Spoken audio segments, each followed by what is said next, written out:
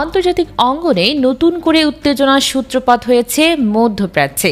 সাম্প্রতিক সামরিক সংঘাতে ইসরায়েল ও ইরানের মধ্যে তীব্র হামলা পাল্টা হামলার ঘটনায় আলোচনার কেন্দ্রবিন্দুতে এসেছে যুক্তরাষ্ট্রের অন্যতম উন্নত আকাশ প্রতিরক্ষা ব্যবস্থা থার্ড বা terminal high altitude area defence.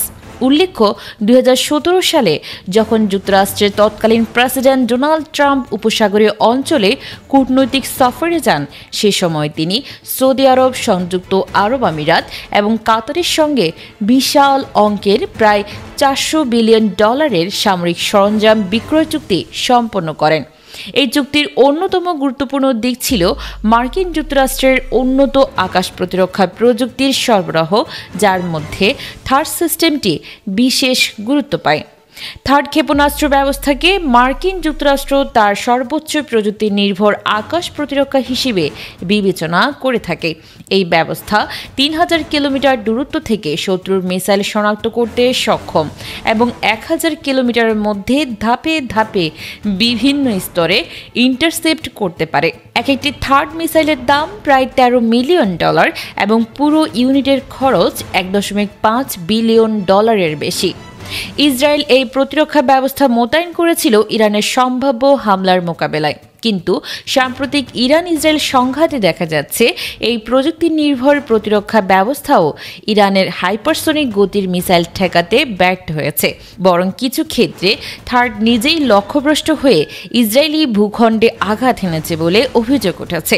বিশ্লেষকদের মতে থার্ড এর কম্পিউটার সিস্টেম হয়তো ইরানের মিসাইলের উচ্চ গতি এবং অপ্রত্যাশিত ট্র্যাজেক্টরির সঙ্গে তাল মেলাতে পারেনি, যার ফলে পাল্টা প্রতিরক্ষা ব্যবস্থা বিভ্রান্ত হয়ে পড়ে। এতে করে ইসরায়েলি শহরগুলোতে আঘাত এনেছে কিছু থার্ড ইন্টারসেপ্টর। বিষয়টি নজিরবিহীন এবং পশ্চিমা সামরিক সক্ষমতা নিয়ে প্রশ্ন তুলেছে।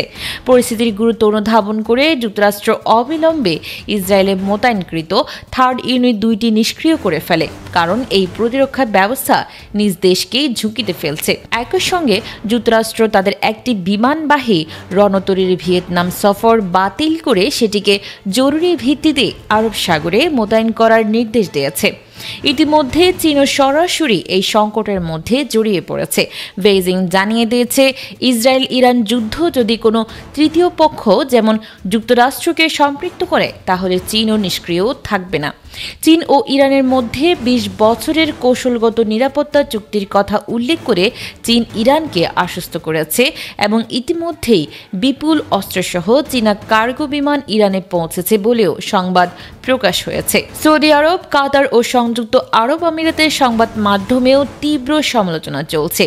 এত বিপুল অর্থ ব্যয়ে পশ্চিমা প্রযুক্তি নির্ভর প্রতিরক্ষা ব্যবস্থা কেনা সত্ত্বেও তা কার্যকর না হওয়ায় এসব দেশের প্রতিরক্ষা পরিকল্পনা নিয়েও প্রশ্ন উঠেছে। এই ঘটনায় মধ্যপ্রাচ্যে যুদ্ধের সম্ভাবনা যেমন বেড়েছে, তেমনি যুক্তরাষ্ট্রের অস্ত্র রপ্তানি নিয়েও নতুন করে আলোচনা এসেছে। বর্তমানে বিশ্ব কৌতূহলের সঙ্গে তাকিয়ে রয়েছে এই সংঘাত আরও বিস্তৃত হয় কিনা এবং চীন যুক্তরাষ্ট্র সরাসরি এই সংঘাতে জড়িয়ে পড়ে কিনা।